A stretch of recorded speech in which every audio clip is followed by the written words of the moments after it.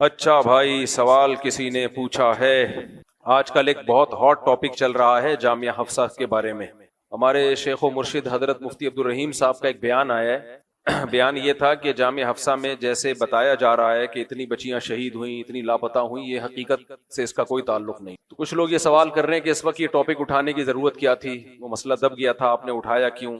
اور کچھ ثبوت پیش کر رہے ہیں کہ دیکھو اتنی بچیاں شہید ہوئی ہیں اور یہ سب کچھ ہوا ہے۔ تو پہلے تو میں آپ کو بتا دوں کہ یہ ٹاپک اٹھایا اس لیے ہے کہ اس وقت پاکستان آرمی پہ بہت زیادہ اٹیک ہو رہے ہیں پورے ملک میں، اور آرمی پر اٹیک کا مطلب فوج پہ اٹیک نہیں ہوتا، اسٹیٹ اور ریاست پہ اٹیک ہوتا ہے، اور اسٹیٹ کا مطلب ہوتا ہے ہم پر اٹیک۔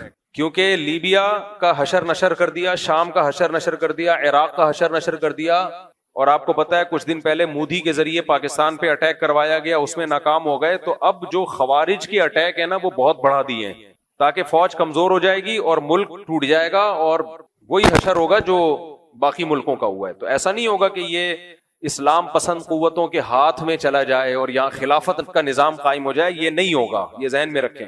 ہوگا یہ کہ جو رہا سہا ہے اس سے بھی جائیں گے۔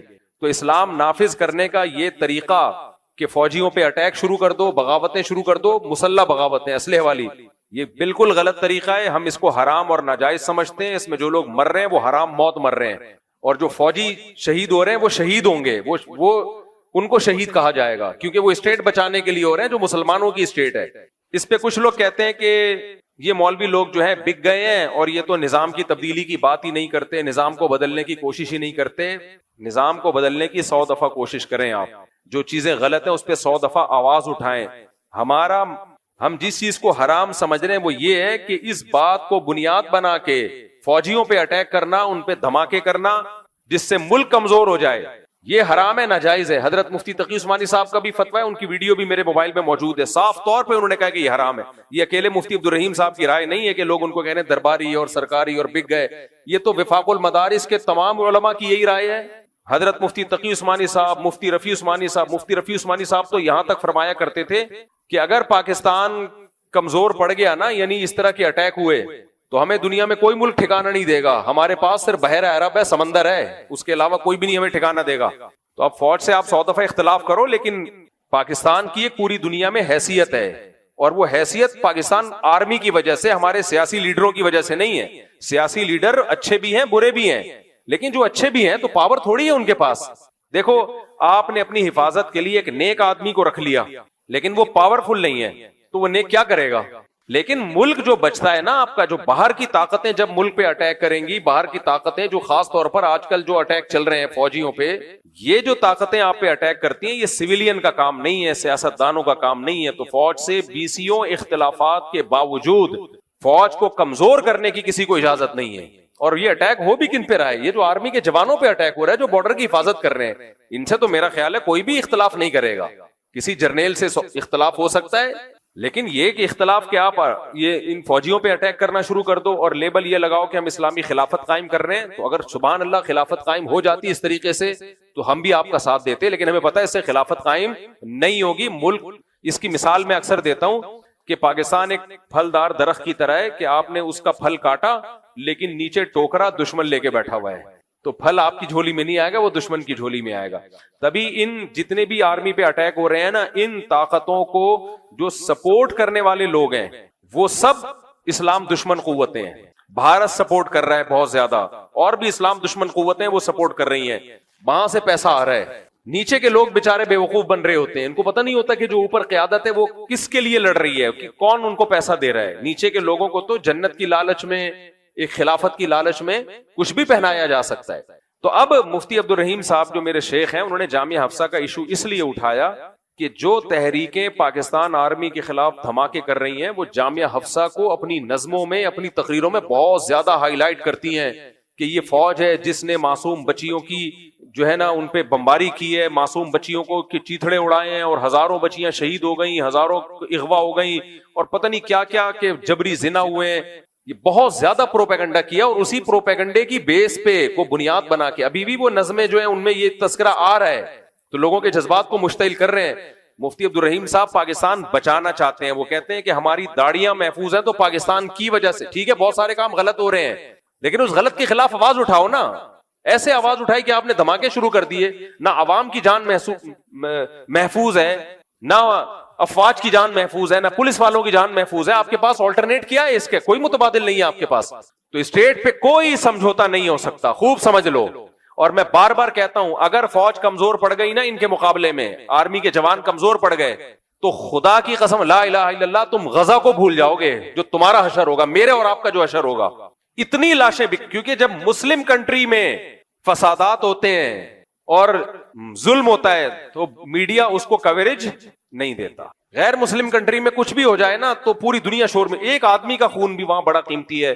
مسلم ممالک میں ہسٹری اٹھا کے دیکھو, جب مسلمان ممالک میں اس طرح کی بغاوتیں ہوئی ہیں اور غیروں کا قبضہ ہوا ہے تو اتنا ظلم ہوتا ہے کہ تم تاریخ کو بھول جاؤ گے, کھانے پینے کو ترس جاؤ گے.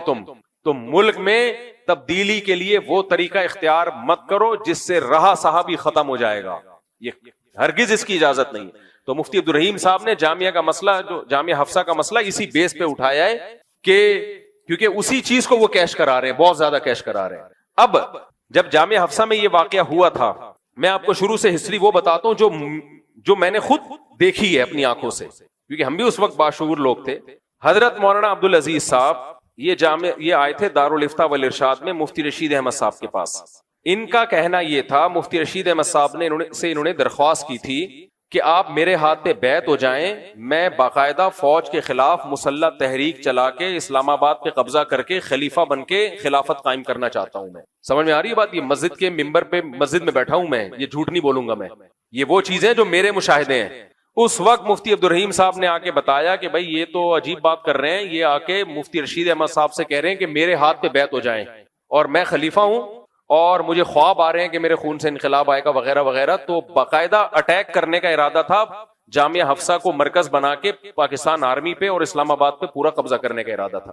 حضرت مفتی رشید احمد صاحب بڑے مجاہد آدمی تھے, بڑے نڈر آدمی تھے, لیکن مفتی رشید احمد صاحب اتنا غصے ہوئے, انہوں نے کہا آپ کے پاس ہے کیا لڑنے کے لیے؟ اور پھر مفتی رشید احمد صاحب نے ان کو ڈانٹا بھی, کہا کہ آپ کو شرم نہیں آتی کہ آپ اپنے بڑوں سے کہتے ہو کہ میرے ہاتھ پہ بیعت ہو جائیں آپ.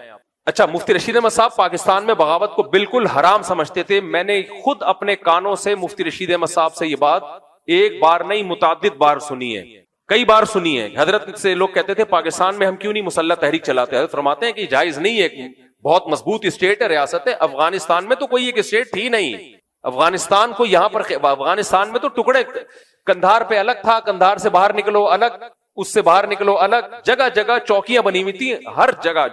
یہ جو افغانستان کا صدر تھا نا, یہ بھی موبائل صدر مشہور تھا, جہاں جاتا تھا صدارت اس کے ساتھ وہیں چلی جاتی تھی. تو پاکستان میں تو پوری ایک مضبوط اسٹیٹ ہے, ایک ریاست ہے, تو آپ کیسے اس کے خلاف خروج کر سکتے ہیں؟ آپ ظاہر ہے لاشیں بچھیں گی, یہاں پہ بغاوتیں ہوں گی, لوگوں کو فوج اٹھائے گی, چمڑی ادھیڑے گی اور سب پہ شک ہو. پھر جو جب ہوتا ہے تو اسٹیٹ میں پھر جو, اور اگر یہ بغاوت کامیاب ہو گئی تو پاکستان کے ہاتھ میں کچھ نہیں آئے گا, یہ بھارت اور جو اسلام دشمن قوتیں وہ آ جائیں گے یہاں پہ, اور ایک جو ظلم کا بازار گرم ہوگا اس کا تصور نہیں. اس لیے مفتی رشید احمد صاحب رحمۃ اللہ علیہ کا بھی, چونکہ مولانا عبدالعزیز صاحب نام لے رہے ہیں بار بار, مفتی رشید احمد صاحب سے ہم نے خود سنا ہے کہ یہ جائز نہیں ہے, حرام ہے, بالکل ناجائز ہے یہ. تبھی جب نواز شریف کے دور میں ایٹمی دھماکہ ہوا, مفتی رشید احمد صاحب اتنا خوش ہوئے. مفتی رشید احمد صاحب مٹھائی نہیں کھاتے تھے, لیکن اس دن مٹھائیاں بٹوائی ہیں انہوں نے. کیوں؟ پاکستان ایک مضبوط اسٹیٹ بن گیا. تو مفتی رشید احمد صاحب کو پاکستان کی جو اسٹیٹ ہے اور جو سیاسی لیڈرز ہیں ان سے بہت اختلاف تھا, لیکن اس کے باوجود بہت ساری چیزوں میں بہت اختلاف, بہت ساری چیزوں میں اختلاف تھا, لیکن وہ پاکستان کے وجود پر اور پاکستان کو بچانے پر, یعنی پاکستان کے تحفظ پہ کوئی ان کی دوسری رائے نہیں تھی. ان کا یہ نظریہ تھا, عقیدہ تھا کہ پاکستان کو بچانا فرض ہے, اسٹیٹ کے خلاف مسلح بغاوت حرام ہے. اس دور میں مفتی محمد صاحب جو آج جامعۃ الرشید کے شیخ الحدیث ہیں, میں نے وہ فتوے بھی پڑھے جو مفتی رشید احمد صاحب کی ہدایت پر انہوں نے لکھے تھے. میں کلمہ پڑھ کے کہتا ہوں لا الہ الا اللہ, میں نے وہ فتویٰ خود پڑھا ہے جو مفتی رشید احمد صاحب کی نگرانی میں مفتی محمد صاحب نے لکھا, اور وہ لکھا کہ مسلح تحریک ملک کے اندر حرام ہے, ناجائز ہے. آج لوگ مفتی رشید احمد صاحب کا نام استعمال کر رہے ہیں, مجھے بھی کہتے ہیں یہ مفتی رشید احمد صاحب کے مرنے کے بعد نا, دنیا سے جانے کے بعد, یہ ان کا شاگرد ہے, یہ بھی درباری ملا بن گیا ہے اور مفتی رشید احمد صاحب کے ویژن کو اس نے چھوڑ دیا ہے. بھائی مفتی رشید احمد صاحب کا ویژن ہم زیادہ جانتے ہیں, وہ مجاہد تھے لیکن ملک میں پاکستان میں مسلح بغاوت کو حرام سمجھتے تھے. ہم نے ان کی نگرانی میں انہوں نے فتوے لکھوائے ہیں. تو وہی فتویٰ آج بھی چلا آ رہا ہے. یہی فتویٰ مفتی تقی عثمانی صاحب کا بھی ہے, یہی فتویٰ وفاق المدارس کے سارے علماء کا بھی ہے. تو ایک شخصیت کے پیچھے پڑ گئے مفتی عبدالرحیم صاحب, یہ درباری ملا, یہ سرکاری ملا, معاذ اللہ. خدا کو منہ دکھانا ہے بھائی تم نے قیامت کے دن. رہا یہ مسئلہ کہ جامعہ حفصہ میں جب وہ نہیں مانے مولانا عبدالعزیز صاحب, مفتی رشید احمد صاحب تو بیعت نہیں ہوئے بلکہ ڈانٹ کے بھگایا ان کو. پھر وہ گئے, انہوں نے تحریک شروع کی, ان کے ساتھ ظلم بھی ہوا تھا. مولانا عبدالعزیز صاحب کے والد شہید ہوئے تھے, کس نے شہید کیے مجھے معلوم نہیں, لیکن بہرحال ان کے ساتھ ایک ظلم ہوا تھا. جب انسان پہ ظلم ہوتا ہے اس کے ایک جذبات بھی ہوتے ہیں. مجھے ان کے اخلاص پہ شک نہیں ہے, ہو سکتا ہے مخلص ہوں, لیکن جو جس ٹریک پہ وہ چل رہے تھے اس کا انجام تباہی تھا. مولانا عبدالعزیز صاحب نے دوبارہ تحریک شروع کی. میں اس وقت فتوے کا کام کرتا تھا اور جتنی بھی ڈاک آتی تھی پہلے میرے پاس آتی تھی. مفتی محمد صاحب کے پاس جتنی ڈاک آتی تھی پہلے مجھے یہ تھا کہ میں اس کو پڑھوں اور اس کا خلاصہ مفتی محمد صاحب کے سامنے پیش کروں, اور پھر جواب بھی میں اس کا لکھتا تھا, یعنی فتوے میں نا.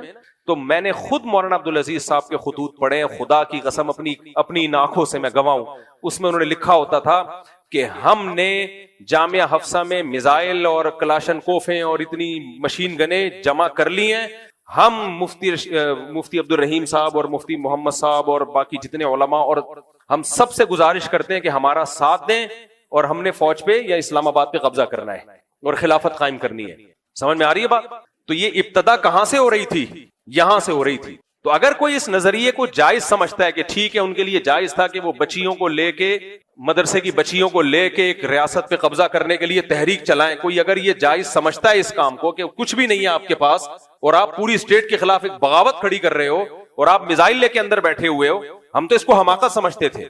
تبھی میں وہ خط پڑھتا تھا, میں حیران ہوتا تھا یہ کیا کر رہے ہیں یہ. بتاؤ میں یہاں اگر آپ سب کو ایک میزائل پکڑا دوں, آپ جتنے یہاں میرے بیان میں آتے ہیں سب کو میں بم پکڑا دوں, گرنیٹ پکڑا دوں, میزائل پکڑا دوں, انہیں بولو یہاں ہم نے تھانے پہ قبضہ کرنا ہے اور یہاں سے خلافت کی تحریک چلانی ہے, آپ میرا ساتھ دو گے؟ آپ بولو گے صاحب دماغ صحیح ہے آپ کا, آپ فوج سے لڑو گے جو ہندوستان سے لڑ رہی ہے, جو 20 ملکوں سے اس کے جھگڑے چل رہے ہیں, آپ بولو گے آپ نے ہمیں مارنا ہے ویسی بندوق سے مار دو, اس کا نتیجہ کیا نکلے گا؟ ایجنسی آئیں گی اٹھا کے لے جائیں گی, چمڑیاں ادھیڑیں گی. تبھی میں بار بار کہتا ہوں اسلام گراؤنڈ ریئلٹی کو سامنے رکھ کر فیصلے کرنے کا حکم دیتا ہے, ہوائی باتوں پہ نہیں. آپ کے پاس ہے کیا لڑنے کے لیے؟ یہ گراؤنڈ ریئلٹی والی بات پہ بھی میرا مذاق اڑایا گیا, میں اس کا بھی ابھی جواب دیتا ہوں. تو مولانا عبدالعزیز صاحب نے بہرحال نہیں مانے, انہوں نے تحریک شروع کی, تمام علماء نے ان سے ہاتھ کھینچ لی, حتیٰ کہ وفاق المدارس نے وفاق سے ان کا الحاق ختم کر دیا. اور صحیح کیا, وفاق المدارس کو پتا تھا کہ یہ فوج کے خلاف اٹیک کر رہے ہیں, تحریک چلا رہے ہیں بچیوں کو لے کے, کل کوئی مصیبت آئی تو سب مدرسوں پہ آئے گی, سارے مدارس بند ہو جائیں گے, جو تھوڑا بہت اسلام کا نام باقی رہ گیا ہے نا اس ملک میں وہ بھی ختم ہو جائے گا. سب مولویوں کو فوج لپیٹے گی, کیونکہ ہوا ہے مصر میں بھی یہ ہوا ہے اور بہت سارے ملکوں میں ہوا ہے, اور تباہ و برباد کر دیا جائے گا. تو اس سے اسلام نہیں آئے گا بلکہ اسلام جو رہ گیا ہے نا وہ بھی ختم ہو جائے گا. تو وفاق المدارس نے بالکل درست فیصلہ کیا اور وہ کر دیا, اس کو بالکل کہا کہ ہم الحاق ختم کر رہے ہیں. پھر مولانا فضل الرحمان بھی باہر چلے گئے تھے ان دنوں میں, کیونکہ مولانا فضل الرحمان بھی نہیں چاہ رہے تھے کہ یہ جو بغاوت کا الزام میرے اوپر لگے. بالکل صحیح کیا انہوں نے کہا ہمارا کوئی لینا دینا نہیں ہے بھائی اس سے, آئین کے اندر رہ کر آپ اسلامی نظام کی کوشش کریں, آئین سے بغاوت کرنے کی آپ کو اجازت نہیں ہے. میں نے مولانا فضل الرحمان کا یہ بیان خود اپنے کانوں سے سنا ہے, میں اس پر گواہی دے رہا ہوں. انہوں نے کہا یہ آئین کی مخالفت ہے کہ اس طرح سے مسلح تحریک چلانا, آئین کے اندر رہتے ہوئے, قانون کے دائرے میں رہتے ہوئے آپ اسلامی نظام کی کوشش کریں. تو یہ اکیلے مفتی عبدالرحیم صاحب کی رائے نہیں ہے, یہ جتنے بھی علماء چاہے وہ سیاسی ہوں چاہے وہ مدرسوں میں ہوں سب کی یہی رائے تھی.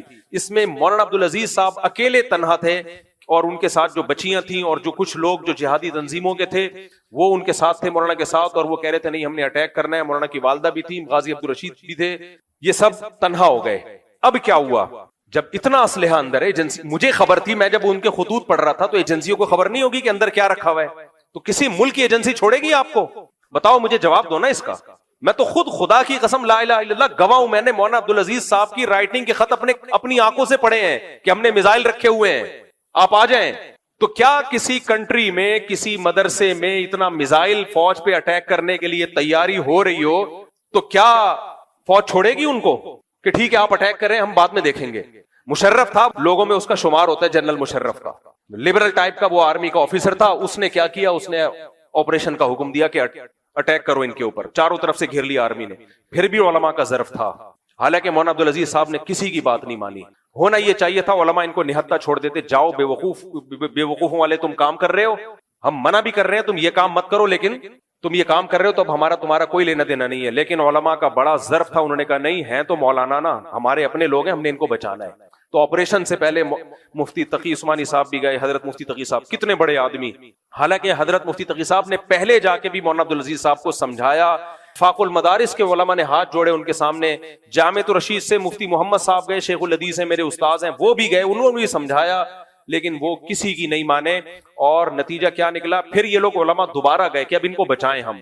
انہوں نے مذاکرات کیے, جو وزیر اعظم تھے ان سے بات کی, بھائی خدا کے لیے اب ان کو باعزت رہا کر دیا جائے. اس مذاکرات پہ آ کے آمادہ ہوئے. اتنا پھر فوج نے فیور دے دیا, فوجیوں نے اور وزیر اعظم نے بھی, کہ جو سرنڈر ہو جاتا ہے ہم اس کو چھوڑ دیں گے. یہ بھی بڑی بات تھی کہ ٹھیک ہے آپ جو سرنڈر ہو گیا ہم اس کو چھوڑ دیں گے. تو ساری بچیاں جتنی تھیں وہ سرنڈر جب ہوا ہے تو نکل آئیں. وہ اس میں مولانا عبدالعزیز صاحب بھی برقع پہن کے نکلے تھے. وہ ان کے برقعے کا مذاق اڑایا گیا, ہم نہیں مذاق اڑاتے, لیکن انہوں نے بھی یہ فیور لیا کہ جتنی عورتیں ہیں, جو لڑاکا لوگ تھے نا وہ رہ گئے تھے اندر, تو جتنی بچیاں تھیں وہ سب نکل گئی ہیں, وہ سیو ہوئی ہیں.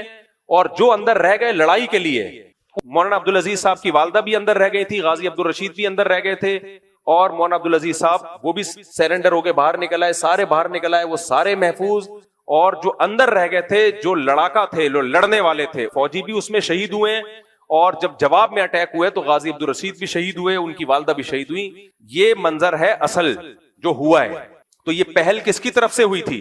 یہ مولانا عبدالعزیز صاحب کی طرف سے پہل ہوئی تھی, جس کے جواب میں اچھا اب چونکہ ہمارے سب کے دل زخمی تھے اس وقت, بہرحال ہمیں برا لگا کہ فوج نے اٹیک کیا کیوں. چند لوگ تھے سرنڈر, جو جنہوں نے کر لیا وہ کر لیا, جنہوں نے سرنڈر نہیں کیا ان کو بھی گولی چلائے بغیر اریسٹ کیا جا سکتا تھا. ہے تو آپ کے اپنے لوگ نا, اور نام بھی اسلام کا لے رہے ہیں, تو مصلحت سے فوج کام لے سکتی تھی. کام یہ مسئلہ سے لے سکتی تھی, بھائی ان کا کھانا پینا بند کر دیتے چاروں طرف سے, وہ بھوکے پیاسے ہو کے انہوں نے بھی سرنڈر کرنا تھا, تو گولی نہیں چلانی چاہیے تھی اس وقت. لیکن اب چونکہ چلی گولی, غازی عبدالرشید شہید رحمۃ اللہ کی والدہ شہید ہوئی, ہمارے دل زخمی تھے اس وقت.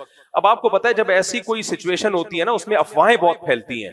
اب جب افواہ پھیلی ہے تو افواہ یہ کہ اتنی لڑکیاں شہید ہو گئیں, اتنیوں کی عزتیں لوٹ لی گئیں, اور ان کو اٹھا کے فوجی اپنے گھر لے گئے. جب یہ ایسی افواہیں پھیلی, ہم بھی انسان ہیں, ہم بھی میڈیا سے متاثر ہوئے, ہم نے بھی لنڈی کوتل چورنگی میں میرا بیان ہوتا تھا, میں نے بھی بیانات داغے, اخباروں میں بھی خبریں آئیں, کچھ سینئر علماء بھی متاثر ہوئے, بڑے علماء, انہوں نے بھی بیانات داغ دیے کہ اتنی عورتیں شہید ہو گئیں, یہ ہو گیا وہ ہو گیا. بعد میں جب تحقیقات شروع کیا, اخباروں میں بھی خبریں آئی ہیں یہ ان دنوں میں, لیکن جب بعد میں جب معاملہ ٹھنڈا ہوا نا, تو ہمارے شیخ حضرت مفتی عبدالرحیم صاحب اور دیگر علماء نے کہا یار ہم جا کے دیکھیں تو صحیح ہوا بھی ہے کہ نہیں ہوا. تو جب ڈیپ میں گئے ہیں تو پتا چلا کچھ بھی نہیں ہوا, کوئی بچی شہید نہیں ہوئی ہے, کوئی بچی اغوا نہیں ہوئی ہے. صرف وہ لوگ, خواتین میں صرف ایک مولانا عبدالعزیز صاحب کی والدہ شہید ہوئی ہیں, اور غازی عبدالرشید وہ اندر ہی تھے, وہ سرنڈر نہیں کیا انہوں نے. اور حالانکہ تحریک کے بانی تو مولانا عبدالعزیز صاحب تھے, اصولی طور پر تو ان کو سرنڈر نہیں کرنا چاہیے تھا, لیکن غازی عبدالرشید نے بہادری دکھائی. انہوں نے کہا جب, اور ہمیں اس وقت کی اطلاع تھی غازی عبدالرشید صاحب اس طرح اس کے فیور میں نہیں ہے, کیونکہ یہ واقعہ تو ہمارے سامنے کا ہے نا یہ واقعہ. تو غازی عبدالرشید اس طرز پہ نہیں تھے, یعنی وہ مولانا عبدالعزیز صاحب کی رائے سے اختلاف کرتے تھے, وہ اس کے حق میں نہیں تھے, وہ چاہتے تھے فوج سے مذاکرات ہو جائیں, لیکن نہیں مذاکرات ہوئے. جب لڑائی ہوئی ہے تو حالانکہ غازی عبدالرشید شہید رحمۃ اللہ علیہ فوج سے مذاکرات چاہتے تھے, لیکن انہوں نے کہا جب جنگ ہو گئی ہے تو میں شہادت پیش کروں گا, یہ نہیں کروں گا کہ اب میں نکل جاؤں. اور مولانا عبدالعزیز صاحب کہتے تھے نہیں جنگ ہوگی, وہ نکل آئے. تو آپ مفتی عبدالرحیم صاحب کا مذاق اڑا رہے ہو, آج بھپتیاں کس رہے ہو, تو ہمیں بھی یہ حق ہے. ہم نے تو آج تک آپ کا مذاق نہیں اڑایا, لیکن ہم بھی چشمدید گواہ ان سب باتوں کے, تو بھائی پھر آپ کا بھی مذاق اڑانا بنتا ہے. یہ آپ کیا دودھ کے دھلے ہوئے ہو کہ آپ پہ کوئی بھپتی کسے تو وہ باغی ہے, وہ درباری ملا ہے, وہ فوج کا پٹھو ہے, وہ خلافت اسلامیہ کا باغی ہے, یہ کیا بات ہے؟ اس لیے ہم نے اس وقت غازی عبدالرشید کو سلام کیا تھا کہ یار بندے نے ٹھیک ہے غلط کیا, نہیں لڑنا چاہیے تھا فوج کے خلاف, لیکن جو اس کا نظریہ تھا وہ ڈٹا تو رہا نا اس پہ. اور نظریہ بھی نہیں تھا, غازی عبدالرشید کا نظریہ یہ تھا کہ باہر آنا چاہیے, ہمیں مذاکرات کی راہ اختیار کرنی چاہیے. مولانا عبدالعزیز صاحب کا کہنے تھے کہ نہیں مذاکرات نہیں ہوں گے, لڑائی ہوگی. آخر میں سرنڈر کس نے کیا؟ سرنڈر مولانا عبدالعزیز صاحب نے, وہ نکل آئے باہر. یہ کیا ہے بھائی, یہ کیا ہے؟ خیر, تو پھر جب تحقیقات کی دنیا میں گئے ہیں تو پتا چلا کہ بھائی ایک بچی بھی شہید نہیں ہوئی اور کوئی بھی اغوا نہیں ہوئی ہے. تو جب یہ تحقیقات ہوئی ہیں تو میں نے رمضان میں بیان کیا تھا, مجھے اچھی طرح یاد ہے, میں نے پھر یہ بیان کیا اسی وقت کہ بھائی یہ جو جامعہ حفصہ کے بارے میں مشہور ہے کہ اتنی فاسفورس بم استعمال کیے گئے ہیں اور اتنی بچیاں شہید ہو گئیں, یہ غلط ہے. ایک بچی بھی شہید نہیں ہوئی, ایک بچی بھی لاپتہ نہیں ہوئی. لیکن جب میں نے بیان کیا ہے تو وہ جو مجھے قتل کی دھمکیاں اور جو مجھے اتنا ہمارے اپنے لوگ میرے خلاف ہو گئے. تو میں نے کہا بھائی اچھا, میں نے اس وقت بھی ایک دلیل دی تھی. وہ دلیل میں نے یہ دی تھی, میں نے کہا بھائی میرے اس بیان سے آگ لگ سکتی ہے لیکن جو حقیقت ہے وہ بیان کرنی چاہیے. اور میں نے یہ بھی کہا کہ جنرل مشرف کا یہ اقدام 100% غلط تھا. اتنے سے لوگوں کو پہ گولے برسانے کی ضرورت نہیں تھی, وہ بھی غلط برسائے ہیں. مرغی کو آپ توپ سے کیوں اڑا رہے ہو یار؟ آپ ہی کے ملک کے لوگ ہیں نا, آپ ان کو اریسٹ کرو, کیس چلاؤ, ان کے پہ مقدمہ کرو, جو بھی کرنا ہے کرو, کورٹ سزا دے جو بھی دے. یہ کوئی اتنا بڑا لشکر تھوڑی ہے کہ جو اسلام آباد پہ قبضہ کر لے گا. دنیا کے سامنے جو آپ کا میسج گیا ہے وہ کیا گیا ہے؟ فوج کا برا امیج گیا تھا کہ اپنی قوم پہ انہوں نے گولیاں چلائی ہیں. اس وقت میں نے بیان کیا یہ مشرف کا اقدام غلط تھا, غلط تھا, غلط تھا 100%. لیکن جو ظلم پیش کیا جا رہا ہے, بنا دکھایا جا رہا ہے, وہ ظلم ہوا نہیں ہے. یہ میں نے بیلنس بات کی. مجھے یاد ہے اتنا سخت ریئیکشن ہوا کہ وہ دن میں بھولوں گا نہیں کبھی. تو میں نے کہا یار اچھا, میں نے پھر اس وقت ایک دلیل دی تھی اسی میں نے کہا لوگ اس پہ مجھے پتا ہے کہ بہت سخت ریئیکشن ہوگا اور لوگ کہیں گے یہ حقائق کے خلاف بات کر رہے ہیں. میں نے کہا دیکھو ایک دلیل یہ ہے کہ اگر کوئی لڑکی شہید ہوئی ہے یا لاپتہ ہوئی ہے تو مولانا عبدالعزیز صاحب قابل احترام ہے ہمارے لیے, عالم ہیں. ان کی نیت پہ میں خود کہہ رہا ہوں کہ ان کی نیت پہ شک نہیں ہے. ظاہر ہے جو آدمی خون دے رہا ہے, ان کی ماں شہید ہو گئی تو اس کی نیت پہ تھوڑی شک کریں گے ہم. ان کو خواب آئے, وہ سمجھ رہے ہیں کہ یہ خواب سچے ہیں, لیکن کام شریعت کے خلاف کر رہے ہیں باہر. تو میں نے اس وقت یہ کہا تھا کہ مولانا عبدالعزیز صاحب کسی ایک بچی کا نام بتا دیں, ایڈریس بتا دیں, اگر شہید ہوئی ہے اور لاپتہ ہوئی ہے. تو یہ کتنی بڑی دلیل ہے نا. اس وقت تو تازہ تازہ واقعہ ہوا تھا. تو مولانا عبدالعزیز صاحب بتا دیں بھائی ایک بچی کا نام بتا دیں اور اس کے والد کا نام اور ایڈریس بتا دیں کہ یہ شہید ہوئی ہے یا یہ مسنگ پرسن میں ہے, یہ بچی لاپتہ ہے, ہمارے مدرسے میں پڑھتی تھی لیکن اب پتہ نہیں کہاں گئی ہے, فوجی اٹھا کے لے گئے. اس وقت بھی مولانا عبدالعزیز صاحب نے نام نہیں بتایا. میں نے کہا اس بات کی دلیل ہے کہ کوئی بچی شہید نہیں ہوئی, کوئی لاپتہ نہیں ہوئی ہے. لیکن اتنا میرے خلاف ریئیکشن ہوا کہ میں نے کہا بھائی اس چھتے میں ہاتھ ڈالنے کا کوئی فائدہ ہے نہیں. اور ویسے بھی ہم تو فوج کو بہرحال غلط سمجھ رہے تھے کہ جو ہوا ہے تھوڑا بھی کیوں ہوا, یعنی اتنے لوگوں پہ بھی گولا کیوں برسایا. تو میں چپ ہو گیا. اب چونکہ خوارج اتنا زیادہ اٹیک کر رہے ہیں, اتنا فوجیوں پہ تابڑ توڑ اٹیک ہو رہے ہیں, ریاست کا وجود خطرے میں پڑ جائے گا بھائی اس طریقے سے. تو مفتی عبدالرحیم صاحب نے بہادری کی, انہوں نے لوگوں کی ملامت کی پرواہ کیے بغیر حقائق بیان کر دیے اور بیلنس بات کی. انہوں نے فوج کو فیور نہیں دیا, انہوں نے کہا مشرف کا وہ اقدام غلط تھا, اب آج بھی اس کو غلط کہہ رہا ہوں میں. جامعہ حفصہ پہ اس کو اٹیک نہیں کرنا چاہیے تھا. تھوڑے سے لوگ تھے, کسی طرح سے ان کو ناکا پانی بند کر کے سرنڈر کروایا جا سکتا تھا, لیکن وہ جذبات کام مشرف نے کیے, ایسے حماقتیں کی ہیں جو آج تک بھگت رہے ہیں. تو جو اڈے دے دیے تھے امریکہ کو افغانستان کے خلاف, وہ بھی تو آج تک بھگت رہے ہیں نا. تو یہ کام اس جرنیل نے کیا اور سزا پوری, وہ تو چلا گیا دنیا سے, پورے ملک کو اس کی سزا آج تک مل رہی ہے. تو مفتی عبدالرحیم صاحب نے کہا بھائی ہم کنٹری کو کیوں سزا دیں ایک آدمی کی حرکت کی. تو اس لیے مفتی عبدالرحیم صاحب نے بیان کر دیا. تو آج بھی میں ایک بات کہتا ہوں, تو مولانا عبدالعزیز صاحب بھی اور پوری جو ہے نا, پھر لوگ کہہ رہے ہیں کہ وہ ایک بوڑھا باپ رو رہا ہے میری بیٹی بھی شہید ہو گئی تھی, فلانا رو رہا ہے میری بیٹی شہید ہو گئی تھی. تو مولانا عبدالعزیز صاحب کیوں نہیں نام بتا دیتے کہ یہ بچیاں شہید ہوئی ہیں اور ان کا یہ ایڈریس ہے. مولانا عبدالعزیز صاحب کا جو بیان آیا ہے ابھی, وہ بیان یہ آیا ہے, بیان میں انہوں نے یہ کہا ہے کہ غزوہ یعنی افغانستان میں اتنے لوگ شہید ہوئے, تو کیا ہمیں سب کے نام پتہ ہیں؟ بہت سو کے پتہ ہے بھائی, ٹھیک ہے نا, افغانیوں سے پوچھو وہ بتا دیں گے اس گھر سے اتنے شہید, اس گھر سے اتنے شہید. 1400 سال پہلے غزوہ بدر ہوئی ہے, 313 افراد تھے اس میں, ان کے شہیدوں کے نام آج تک ملتے ہیں کہ نہیں ملتے؟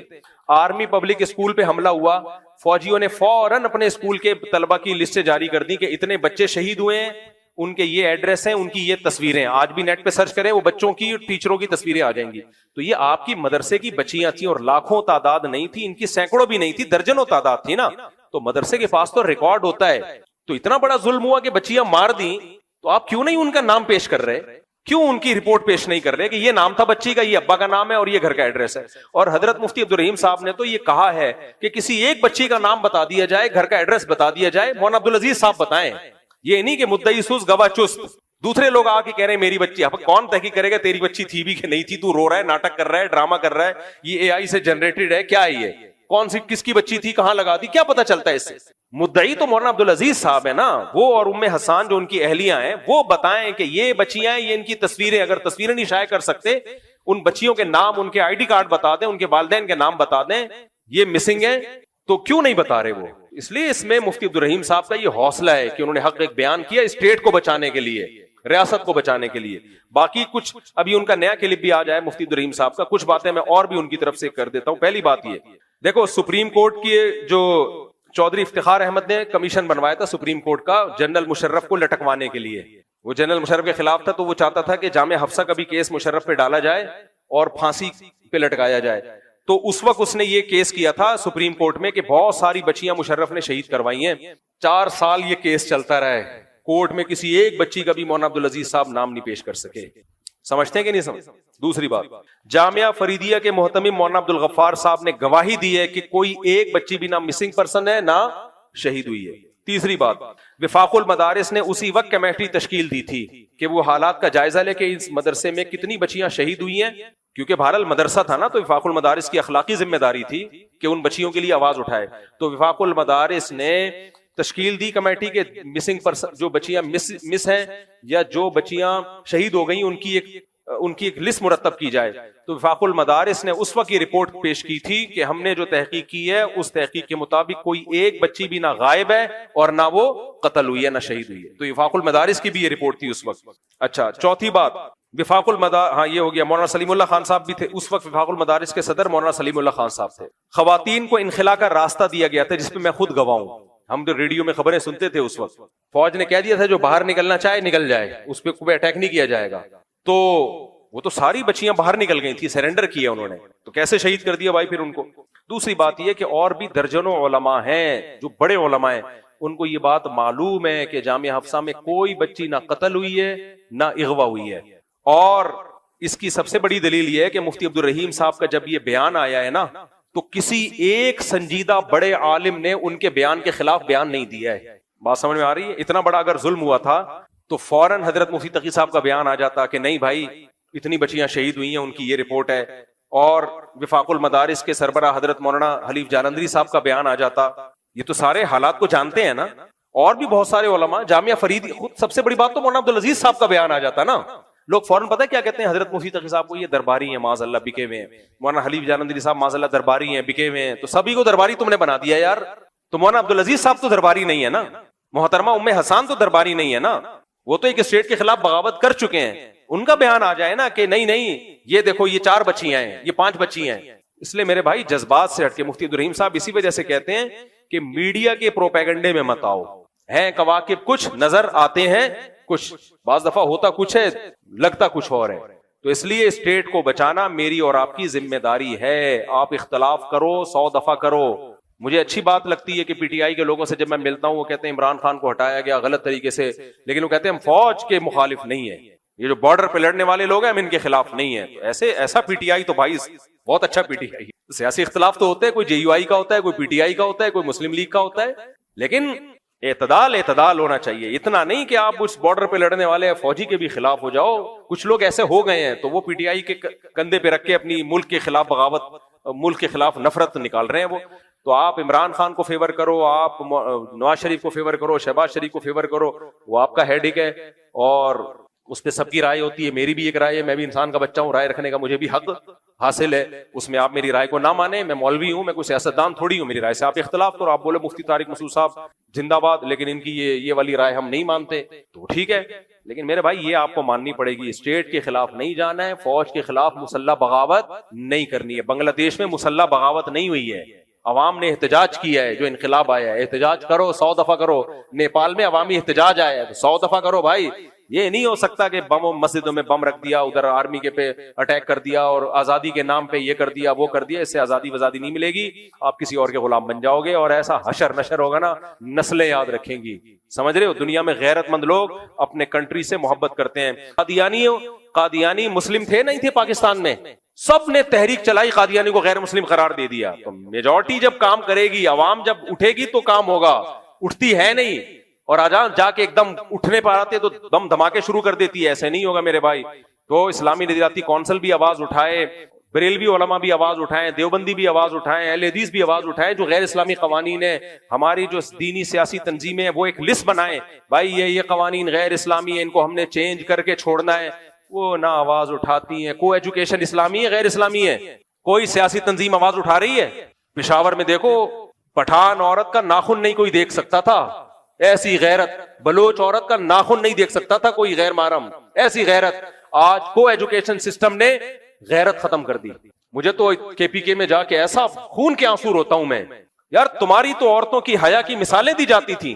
ایک ویڈیو شائع ہوئی ہے, اس میں ایک پٹھان لڑکی بیٹھی ہوئی ہے, بچیاں حیا کی وجہ سے نا ان کو ٹیچر کو نہیں دیکھا جا رہا اور غیر مرد پڑھا رہا ہے ان کو, وہ بیچاری شرم کی وجہ سے منہ نیچے کیا ہوا ہے, اور ساتھ میں ایک دوسری کلاس ہے جہاں لڑکے بیٹھے ہوئے ہیں اور ایک فیمیل ٹیچر پڑھا رہی ہے. صاف ان لڑکیوں کے چہرے سے دیکھ کے لگ رہا ہے ان کو مرد سے پڑھنا اچھا نہیں لگ رہا. کھرچ کے غیرت ختم کی جا رہی ہے کے پی کے میں.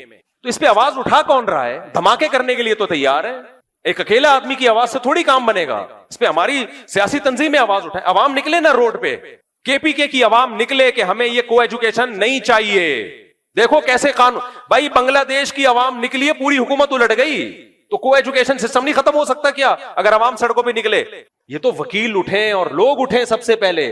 کوئی حوصلہ افزائی نہیں کر رہا, کوئی ان کو اپریشیٹ نہیں کر رہا جو اس نظام کے خلاف بات کرتے ہیں. اور پھر ہم نے بیوروکریسی میں لوگوں کو بھیجا کتنا ہے. لوگ کہتے ہیں جی یہ جو ہے نا اسلام دشمن قوتیں فوج میں گھسی ہوئی ہیں, اسلام دشمن قوتیں ایجنسیوں میں گھسی ہوئی ہیں. تو کیسے گھس گئیں؟ سی ایس ایس کروا کے جب وہ بیوروکریسی میں جا سکتے ہیں تو آپ اپنے بچوں کو کیوں نہیں داخل کر دیتے؟ میں امریکہ میں گیا ہوں, میں نے وہاں پتہ ہے کیا چیز دیکھی ہے, یہودی اپنے بچوں کو ڈاکٹر بنانے پہ زیادہ فوکس نہیں کرتے, نہ انجینئر بنانے پہ. وہ وکیل بناتے ہیں اپنے بچوں کو. وہ کہتے ہیں وہ علم سکھاؤ جس سے اسٹیٹ ان کے کنٹرول میں آئے. ہمارے مسلمان, میرا بچہ ماشاءاللہ گلے کا ڈاکٹر بن گیا ہے, بہترین, اچھی بات ہے یار, کچھ تو بنا. یہاں رہتا تو شاید وہ بھی نہیں بنتا. اس گلے کے ڈاکٹر بن کے آپ کر کیا سکتے ہو؟ گلا ہی ٹھیک کر سکتے ہو. قوموں کی تقدیریں تھوڑی بدل سکتے ہو, گلے بدل سکتے ہو آپ. قوموں کی تقدیریں بدلنے کے لیے آپ کو پولیس میں جانا پڑے گا, وکالت میں جانا پڑے گا, ججز میں جانا پڑے گا, آرمی میں جانا پڑے گا, ایجنسیوں میں گھسنا پڑے گا. وہ کام ہم کر نہیں رہے ہیں. تو جب اپنی کوتاہی ہے ہماری, 50 سال سے ہم نہیں کر رہے وہ کام, تو ظاہر ہے پھر غیر جائیں گے, پھر وہ آپ کے خلاف فیصلے کریں گے. امریکہ میں ایک وکیل مجھ سے ملے, اللہ ان کی عمر میں برکت دے, انہوں نے مجھے کہا, الگ سے مجھے دعوت دی انہوں نے, اور مجھے کہا کہ میرا مفتی صاحب آپ سے ملنے میں کوئی مفاد نہیں ہے دنیا کا, میں صرف اس لیے مل رہا ہوں کہ یہاں مسلمان مدرسے بناتے ہیں, مسجد بناتے ہیں, چندہ بھی دے دیتے ہیں. میں مسلمانوں کو کہہ رہا ہوں تعلیم کو فوکس کرو, ہائی ایجوکیشن کے بعد ایسی جگہوں پہ جاؤ کہ کل تم قانون سازی میں ان کے ساتھ شریک ہو, تمہارے خلاف قانون نہ بنے. مسلمان اس کو فوکس نہیں کر رہے. تو انہوں نے کہا اس کا نتیجہ نکلے گا کہ یہاں اسلام پھیل تو بہت جائے گا, بہت تیزی سے پھیل رہا ہے, مسلمان اکثریت میں ہوں گے, لیکن اکثریت میں ہو کے بھی غلام بن کے زندگی گزاریں گے. اور کل کوئی سرفری حکومت آ گئی جس کو یہ لگا کہ مسلمان بڑھتے چلے جا رہے ہیں, تو وہ حشر ہوگا نا کہ نسلیں یاد رکھیں گے. کہہ رہے ہیں آپ خدا کے لیے ان کو توجہ دلاؤ. میں نے کہا ہم جامعۃ الرشید تو یہی کام کر رہا ہے کہ علماء کو لا رہا ہے, وہ دوسری دنیاوی تعلیم بھی دے کے ان کو مختلف شعبوں میں بھیج رہا ہے. تو میں نے کہا ہمارے یہاں تو وہ اسی کو ایکسپٹ نہیں کیا جا رہا, تو یہاں تو بالکل ہی ایک نیا کام ہوگا. لیکن مجھے لگا کہ میں نے کہا شاید یہ امریکہ والے یہ ایکسپٹ کر لیں اس کو, تو ہم تو یہ تحریک چلا رہے ہیں, لیکن 2-4 آدمیوں سے نہیں ہوتا میرے بھائی. تو آپ کو اپنا قبلہ سیدھا کرنا پڑے گا. پاکستان میں قادیانیوں کو بہت سارے خاندانی کام بھی ہوئے ہیں. مفتی تقی عثمانی صاحب جب وفاقی شرعی عدالت کے جج تھے تو درجنوں قوانین جو غیر اسلامی تھے انہوں نے اسلامی کروائے ہیں, درجنوں قوانین. تو وہ مشرف نے آ کے ظلم کیا کہ ان کو ہٹا دیا, اپنی مرضی کا کوئی جج لے آیا. تو مشرف کی حماقتیں تو ہیں, وہ تو یہ عدالتی خلا بھی مشرف کا کام تھا نا. تو یہ تو جرنیلوں سے تو اختلاف ہو سکتا ہے بھائی, کوئی اچھا آئے گا کوئی برا آئے گا, لیکن ابھی بھی ہو سکتا ہے, ابھی بھی ہو سکتا ہے. مشرف بھی تو فوج میں گیا نا, فوج میں جب نیک لوگ زیادہ جائیں گے تو آرمی چیف بھی کون ہوگا؟ وہ بھی تو نیک آدمی ہوگا نا. پھر اس سے یہ تھوڑی کہ فوج میں جانا چھوڑ دو. جب مذہبی لوگ اپنے بچوں کو فوج میں نہیں بھیجیں گے, اپنے بچوں کو بیوروکریسی میں نہیں بھیجیں گے, تو غیر مذہبی لوگ بھیجیں گے, تو پھر نتیجہ پھر آپ کے سامنے ہوگا. تو اس لیے یہ جو جامعہ حفصہ کی جو بات ہے نا, ہم کانفیڈنٹلی کہہ رہے ہیں کہ کوئی بچی شہید نہیں ہوئی, کوئی بچی قتل نہیں ہوئی. باقی مولانا عبدالعزیز صاحب اور ان کی اہلیہ ہمارے لیے قابل احترام ہیں, اور پہلے بھی ہم ان کا احترام کرتے تھے, آج بھی کرتے ہیں. ان کی نیت پہ ہمیں شک نہیں, انہوں نے جس چیز کو صحیح سمجھا وہ کر دیا, لیکن جس چیز کو صحیح سمجھا وہ صحیح تھی نہیں, وہ تھی غلط, وہ تھی غلط, پہلے بھی غلط تھی, آج بھی غلط.